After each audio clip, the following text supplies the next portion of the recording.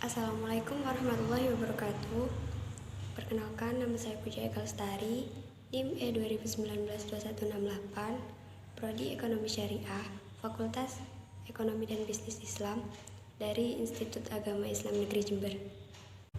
Tujuan saya membuat video ini yaitu untuk mereview video dosen saya, yaitu Bapak Dr. Abdul Wadud Nafis, LCMEI, yang membahas tentang konsep dasar ekonomi Islam. Baik, saya akan membahas konsep dasar ekonomi Islam.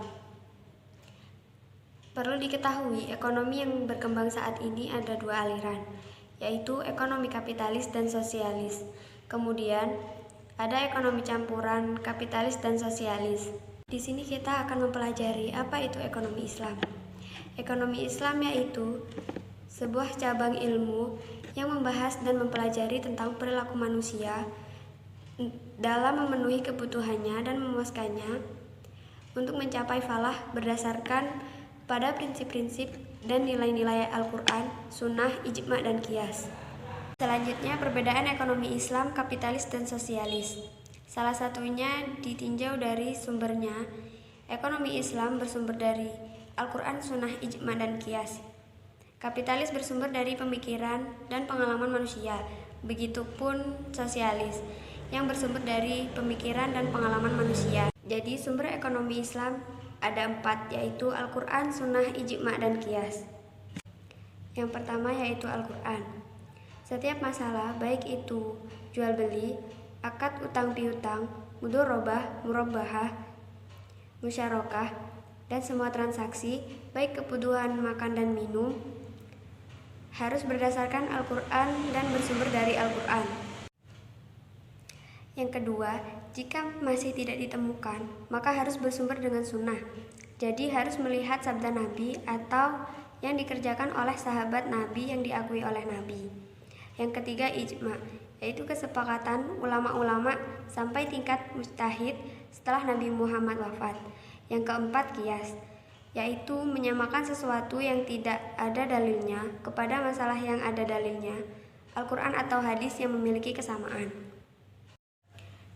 Yang selanjutnya kita akan membahas dasar-dasar ekonomi Islam. Yang pertama, tauhid atau keesaan Allah.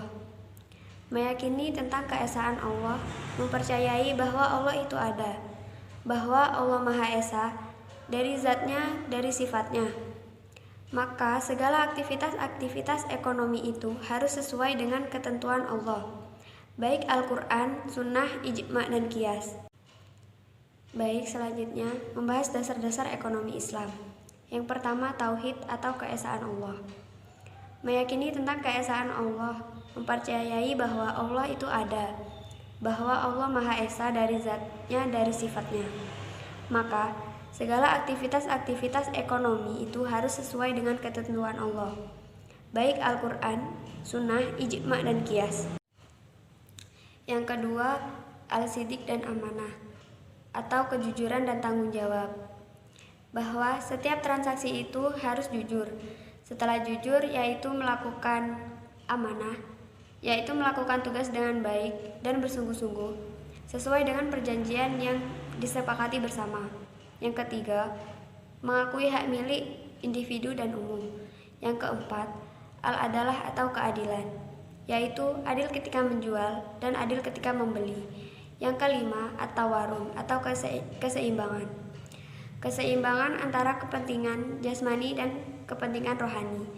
Ada keseimbangan kepentingan individu dan kepentingan umum. Yang keenam, at-ta'awun atau tolong-menolong. Selanjutnya, prinsip-prinsip ekonomi Islam. Prinsip-prinsip ekonomi Islam harus bebas dari maghrib, yaitu singkatan dari maisir, yaitu judi atau transaksi yang bersifat judi, gharar atau menipu, dan riba. Dan yang terakhir membahas tentang karakteristik ekonomi Islam. Yang pertama, ekonomi Islam terikat dengan akidah, syariah, dan akhlak. Yang kedua, harta kepunyaan Allah dan manusia sebagai khalifah. Yang ketiga, larangan maisir, gharar, dan riba. Yang keempat, keadilan dan keseimbangan dalam melindungi kepentingan individu dan masyarakat. Yang kelima, keseimbangan antara kerohanian dan kebendaan.